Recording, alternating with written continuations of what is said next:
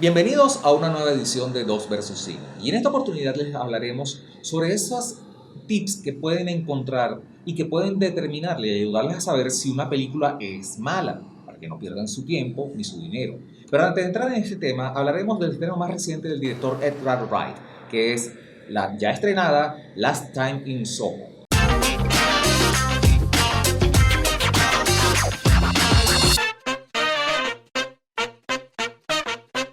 Y no hay que perder el tiempo. No, eso es correcto. Y no hay nada más engorroso, podemos decirlo así, que sentarse a ver una película y que la película es mala. Sí, terrible. Entonces, aquí le vamos a dar 8 tips para detectar que cuando una película es mala en tan solo en sus primeros 10 minutos de metraje. Eso es correcto. Pero antes, como lo dijo Frank, vamos a hablar del último estreno, por supuesto, de Cines Unidos, que es Last Night in Soho, película dirigida por Edgar Wright. Esta es la sexta película de Edgar Wright. Edgar Wright es famoso por la trilogía de películas que dirigió, donde estaba Simon Pegg y Nick Frost. Que es The Worst End. The Worst End. La primera fue... Hot Fuzz. No, la primera fue la de los zombies. La de los zombies. Shaun of the Dead. Shaun of the Dead. Correcto. Después vino Hot Fuzz. Y después vino The Worst End. Que es la de Simon Pegg y Nick Frost. Es la parejita así. Excelente, tres películas de comedia que son un clásico ya. Así es. ¿No? Después vino otra maravilla llamada Scott Pilgrim vs. The World. Que es la mejor película de él. Que quizás es la marca de agua de la carrera de Edgar Wright. Y Baby Driver. Baby Driver, que es entretenida. Es algo para pasar el rato. No es una obra maestra, pero es bastante ligera y entretenida. Sí. Pues bien, en esta oportunidad Last Time in Soho está dirigida, como ya saben, por Edgar Wright, en base a un guión de Christy Wilson Cairns y el propio Edgar Wright. La fotografía está hecha por el coreano Chung Chung-hoon. Y los protagonistas tenemos a Thomas Mackenzie, Anna Taylor-Joy, conocida por su papel en la serie de Netflix, miniserie de Netflix, Queen's Gambit, Matt Smith, Diana Rigg, la archiconocida Emma Peel de los Avengers en los 60, que de hecho esta es su última película que hizo en vida y la película está dedicada a la memoria de ella, y Terence Stamp, uno de los grandes actores británicos, si mal no recuerdan, el general Zod en la primera de Superman. ¿Okay? Bueno, esta película trata de una... La película podemos decir que tiene 3 partes, ¿no? Sí. Una primera parte que se presenta como una película juvenil. Claro. Después tiene una segunda parte donde es como una película de suspenso y misterio. Y ya en el tramo final es una película con toques, pinceladas de terror. Sí, porque digamos que Edgar Wright lo que buscó fue recrear, primero, hacer una suerte de viaje en el tiempo a lo Volver al Futuro, de una aspirante diseñadora de modas que regresa a Londres de los 60, inspirada por una cantante de la época, que pudiéramos decir que tiene cierto paralelismo con aquellas rival, entre comillas, en su momento de Amy Winehouse, que era la cantante Duffy, por el look, el aspecto, el look muy retro de los 60. Pero entonces, cuando hace esa suerte de viaje en el tiempo al Londres de la década de los 60, de la época del swing in London, descubre que la realidad no es tan animada o colorida como era, como uno pudiera suponer, como dicen las reseñas de la época, sino que hay cosas mucho más oscuras, que derivan incluso hasta en crímenes. Sí. Bueno, fíjense, esta es una buena película. Sí. La película es buena, la película es muy entretenida, y aquí el fuerte de esta película son la edición, el montaje, que es excelente, y el diseño de producción. Toda la ambientación de los 60. De hecho, el Edgar Wright declaró que él se había inspirado en películas como, por ejemplo, Repulsión de Roman Polanski, en cuanto a creación de espacios cerrados, que también fue filmada en Londres en esa época, y esa sensación de terror, suspenso, thriller, dentro de un marco almibarado, si se quiere decir, porque el diseño de producción, la paleta cromática se ve casi sacado de un catálogo de marihuana de la época, de André Courage, de diseñador de la época. Y cómo utiliza la música. La película tiene mucha música de los 60. La dirección también, aunque siento, que creo que lo comentamos, que al cerca del final, claro, no vamos a decir en qué termina, pero el giro que le da la historia pareciera como que muy final feliz a la fuerza, muy a lo Disney, película, faltaba, no sé, el tono princesita, tipo Cenicienta, con bodas y todo. No, fíjate, como les decía, la película tiene 3 partes que se engranan muy bien. y todo el tiempo el espectador está pendiente de lo que está pasando. Sí. ¿Okay? Los elementos de terror están muy bien utilizados, ¿okay? Y hace que la película sea interesante. Ahora bien, lo único detalle que yo le veo a la película es, por ejemplo, a mi juicio, ¿no? Este es un juicio ya muy individual, ¿no? Es que la actriz que se me fue, Anna Taylor-Joy, Anna Taylor-Joy, que es una gran actriz. Sí.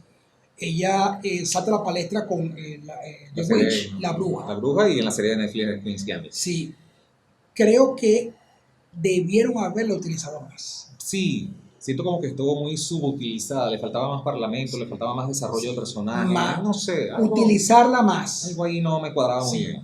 Y lo otro es lo que decía Frank, que es que cuando una película finaliza, termina cuando la premisa ya ha sido desarrollada, ya ha sido expuesta. Sí. Se acabó. Entonces, hay un punto en la película, y cuando la vean, lo van a saber, donde tú dices, bueno, ya, aquí la película terminó. Pero luego vienen, es corto, 2-3 minutos, de un prólogo, vamos a decirlo así. O un epílogo. Un epílogo. Exacto. Pero un epílogo innecesario y que cae en eso lo que dice Frank, como un cuento de hadas para un cierre, digamos, de final feliz de Cenicienta. Sí, pareciera, o adaptándolo al canon de películas superiores, pareciera más bien una suerte de postcrédito. Fuera de lugar, pero con todo y eso, si le quitamos ese final es una buena película. Yo le doy 4 puntos. Yo también le doy 4 puntos, un máximo de 5, porque considero que es uno de los mejores trabajos del año. Sí. No es una gran película, pero si analizamos la misma en función de la dirección, en función de la diseño de producción, la fotografía, las actuaciones y la música, todo calza a la perfección. Y lo más importante, que las películas de misterio y suspenso deben sorprender. El espectador no debe saber qué es lo que viene, qué es lo que va a pasar. Y esta lo logra.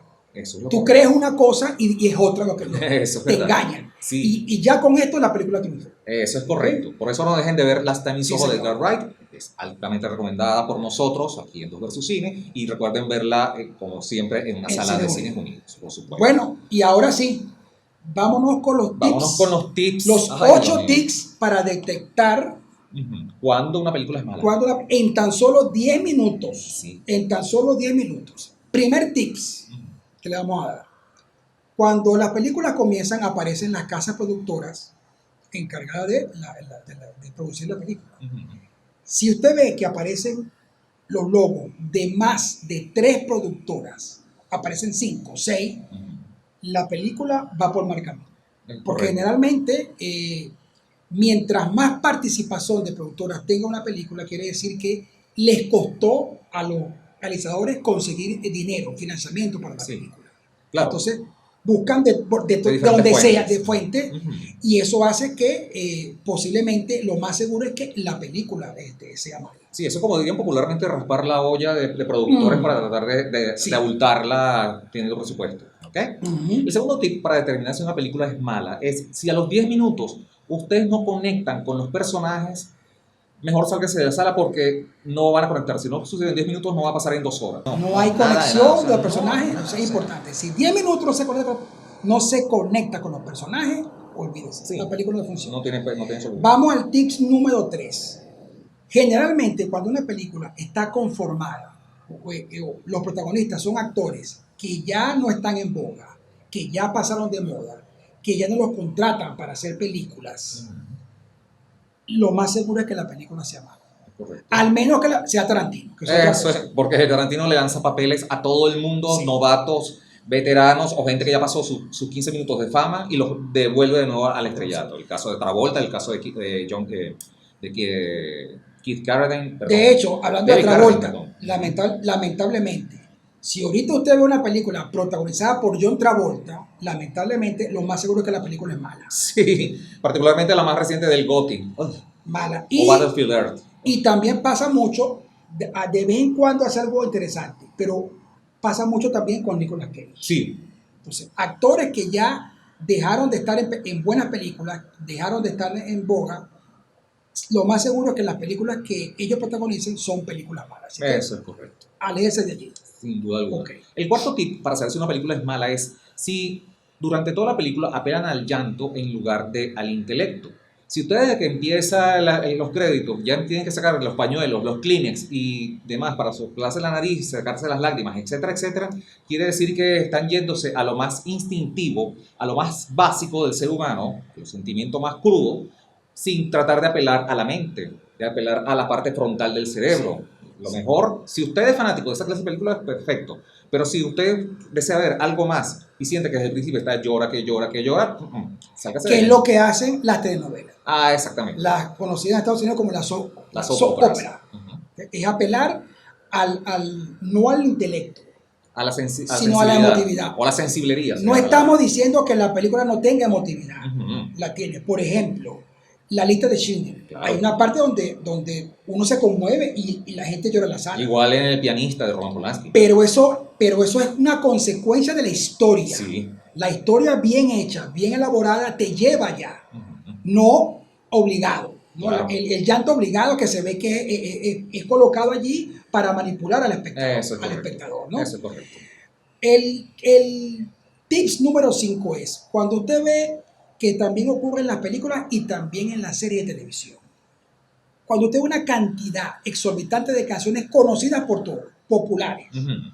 en una película, es que el director está tratando de ocultar las deficiencias del guión con música. Eso es correcto. Inclusive ya se ha vuelto un cliché que las persecuciones hay una escena de acción y pum, te colocan una música.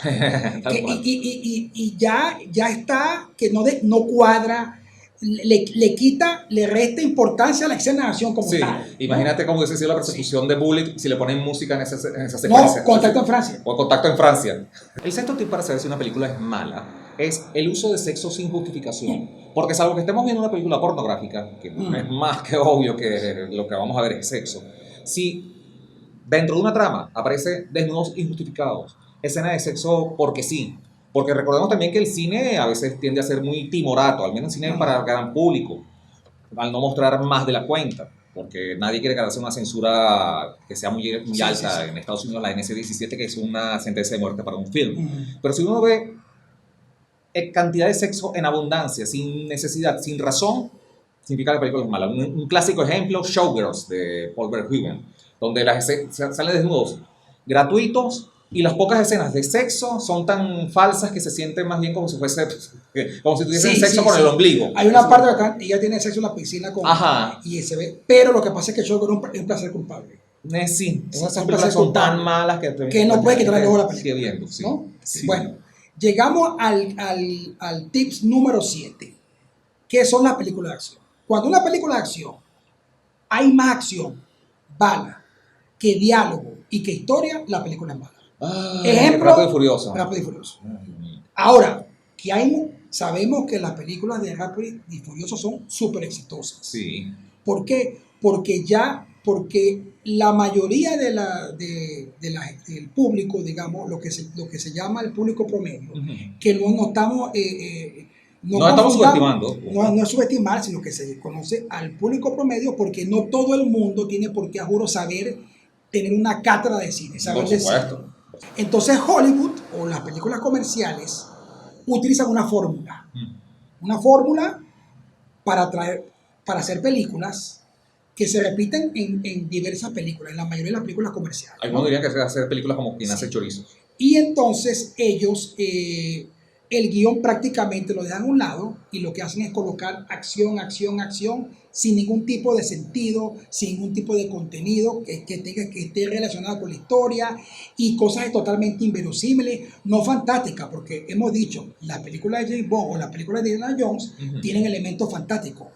Los héroes hacen cosas imposibles que no pueden hacer, así es. que no se hace en la vida real, ¿no? Claro. Pero tiene una coherencia todo esto, ¿no? en ese mundo. Pero aquí se les va la olla y empiezan a hacer lo que sea, con tal de tratar de atraer al público. La olla y el presupuesto. Sí. Y el octavo tip en realidad, para saber si una película es mala, sí, un tip, son todos aquellos clichés de las películas de terror. El grupo de adolescentes que se va de fin de semana, que los atacan el asesino, los adolescentes que matan son los que tienen sexo, la actuación no tiene relación con el tip número 6, la única que se salva es la virgen que no tuvo nada con nadie, etcétera, etcétera, es el único que se salva. No, entonces, y siempre se van, está el asesino y ellos se separan. Sí, Se nunca separan. falla que se separan. No van juntos. Nunca le enciende el Sí, carro, sí. no encienden la luz cuando ellos entran a un sitio, etcétera, etcétera. Ellos van corriendo, las víctimas van corriendo y el asesino va caminando y los alcanza. Ajá. Y va lentamente, va en cámara lenta y alcanza a las víctimas, ¿no? Sí.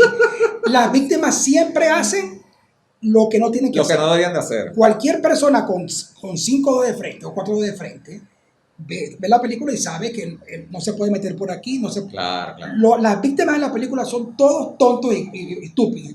Pero ojo, hay precedentes de esta clase de clichés que marcaron la pauta. Por ejemplo, Martes 13 en su momento, la primera lo hizo, que se llama El Infierno. En los 90, Scream de Wes Craven también logró jugar con esos códigos. Siempre hay directores, en este caso Halloween, que es la película De John Carpenter, que comenzó el cine slasher, aunque realmente el cine slasher viene el Galio italiano. Realmente, lo que pasa es que se popularizó en Estados Unidos con Halloween, la de John Carpenter. Pero está bien porque ese era el comienzo, el inicio.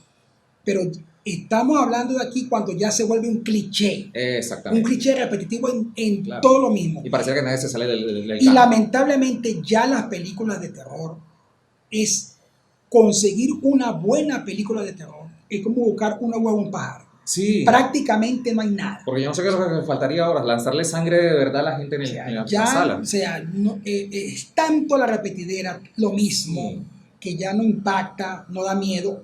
Siempre hay gente, no sé por qué, que es susceptible a este tipo de películas y se asusta. No sé por qué. Pero bueno, para todo hay un público, ¿no? Tal cual. Y bueno, estos fueron los 8 tips para detectar una mala película en tan solo 10 minutos. Sí, señor. Así que ya lo saben. Utilícenlo, pruébenlo, a ver cómo les va y coméntenlo. Sí, coméntenos. Okay. Denle me gusta a esta publicación, suscríbanse a nuestro canal aquí en YouTube, activen la campanita para que lleguen notificaciones de programas nuevos y recuerden que estamos en todas las redes sociales como 2 versus Cine. Hasta una próxima edición. Chao.